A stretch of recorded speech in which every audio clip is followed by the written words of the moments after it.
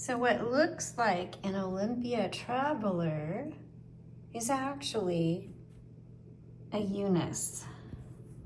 Can we focus in there? There we go, Unice. This is a TBM Deluxe.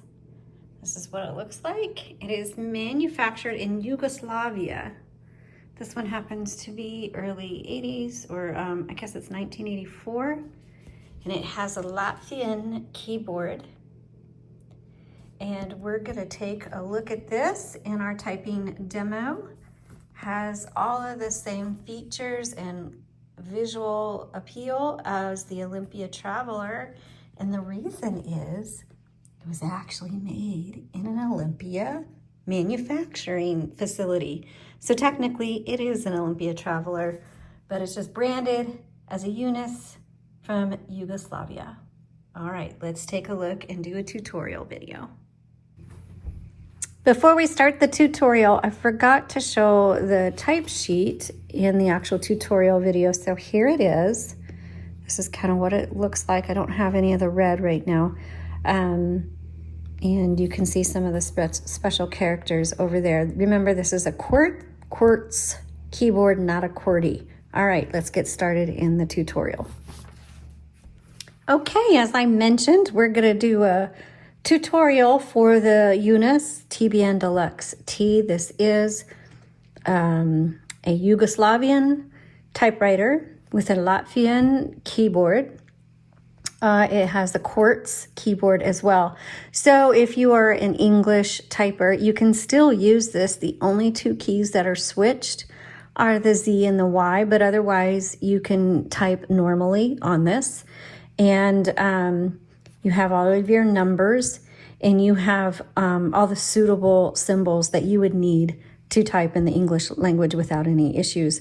It just happens to have some of the extra symbols for the Slavic language. This particular one is a mid-80s model. It's a 1984. It looked like the orange came out around the late 70s, early 80s. It comes in this squared, and it's pretty narrow case.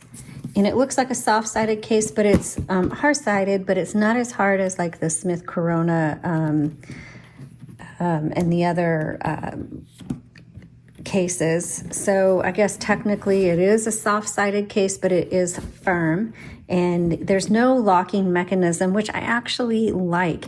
You just kind of slip it over the handle and open it up, and then slide your typewriter in there. This is a great travel typewriter. It looks like the Olympia Traveler because it was manufactured in an Olympia factory. So it technically is an Olympia Traveler. But it just has the Slavic keyboard, and the branding is different, but it's still the same typewriter. But I'm gonna sit here, I'm gonna go through it with you. So if you happen to have one and you wanna know how to use it, I'll show you how to use it. So let's start with the back. We're gonna flip it up, and you can see the plate here. And that tells you that it was made in Yugoslavia, Sarajevo. And then right here is where you adjust your margins. I'm gonna leave mine there because I type on a narrow half sheet for these videos. Also right here, you're gonna see that back in here is your paper holder, and I will show you how to release that. Let me put this back down. Okay, so there is a tiny little lever. Let me lift it up for you. Tiny little lever right here. So you just pull that, and now your paper holder is out. Okay. Also, I'm going to fold that down real quick. On this side, you'll see this lever here is your paper release. I actually like having the paper release on the side. It's just a nice feature. Here is your carriage release. Okay, this has a really nice bell. Also on the left side, the handle folds down so that when you put it in the case, it has the nice low profile. Fold it up before you use it. On the left side also is your line selector. So you have, you know, single, double, and triple spacing, whatever you prefer. When it comes to opening the cover, it is a little, it's not necessarily tricky, it's just different. Normally I grab right here and pull, but there's nowhere to grab. So I use my 2 index fingers and I lift up at the same time so I don't bend. It is metal, that's a nice thing about this. And you can pop the top off, and there is your escapement, your typing basket. This one is really clean. It does take a universal ribbon, and so you just fold the arm out and pull out your spool, and then pop it back in. Make sure black is on top and red is on bottom, and make sure it is threaded through those. Now, if you go to our typewriter, we have a playlist on our YouTube channel, and it's, I don't remember what it's called, but it's typewriter ribbons, and it shows you how to thread ribbons. I should have a video on this particular model on how to thread this. And if I do, I will do my best to remember to link it below. But if you want to take a look, kind of how it's been threaded through to kind of give you an idea, there you go. Also make sure it is, so it threads all the way around. There's a little narrow bar right here, goes all the way around the back and up and over. Same with this one, it goes over the top, around the back and underneath, and make sure you thread it properly that way. Now to reverse the ribbon, that little narrow bar I showed you where you have to thread the ribbon over and around it, that's also your ribbon, manual ribbon reversal. So you just click on it. So right now it's going this way. We'll just click on it and you'll hear it click, and now it's gonna go this way. So that is how you manually reverse your ribbon. And you'll see that there's 2 like little holes right here. That's how we're gonna snap the cover back in. We've got some prongs on each side. We're gonna line them up and then press down in there until it snaps nice and tight. Now, for reversing your ribbon, you can reach those manual reversals right here. So like my fingers are touching them, so you just click, click, okay? Whenever you need to reverse the ribbon. And I'll go ahead and I'll load some paper so you can kind of hear what it's like to type on this. I do not know what this lever is up here for, so just so you know. So I'm a little uneven. I'm gonna release my paper release, line it up and re-engage it. Oh, that was the carriage lock. So, excuse me, I couldn't figure it out earlier, but that's because my carriage wasn't lined up just right. This lever right here is your carriage lock.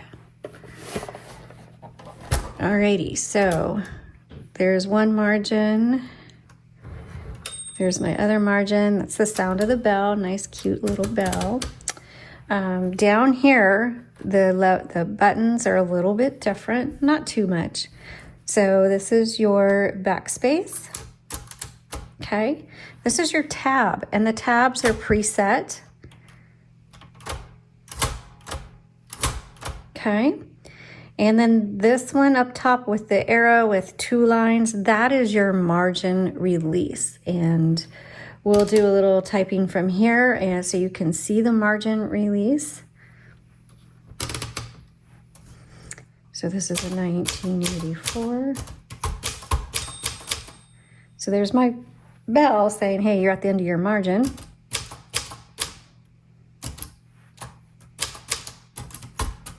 Oh, so now it's stopped. So margin release, Deluxe T.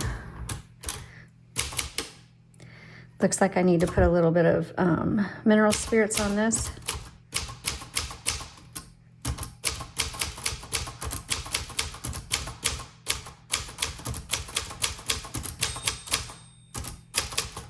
Oh, see, backspace, oops, I just tabbed. So you just got to get used to it. Backspace, I did a Y instead of the Z, so because my Z's up here now. Z, Y, there we go. Margin release. So that's the biggest thing. If you're an English typer, you just have to remember to switch out your Y and your Z because it's a quartz keyboard versus a QWERTY. You can see all the different symbols on here. To change the color, here's your color selector. It's on black right now. I'll switch it down and we will test the red ribbon.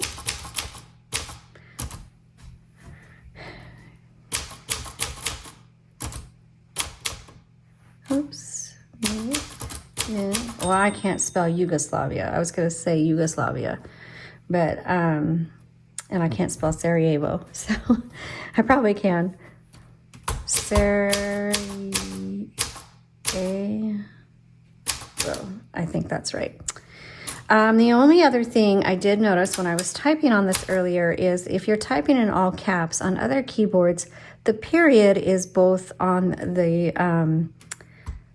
the lower and the uppercase, but not so on this one. So if you are typing in uppercase, just remember you're going to have to release your shift to use the period on this. All right, so that is the basics of how to use a UNIS TBM Deluxe. And if you want to know where the serial number is, I think it's somewhere underneath this carriage. I can't see right now. But if you have any questions or comments, let me know. If you have one of these, let me know, and maybe post a picture of it if you can, or tell me what color it is, because these come in multiple different colors. Orange and red are the most common, but I've seen some other really cool colors as well. All right, thanks for watching, and I'll see you all next time. Bye.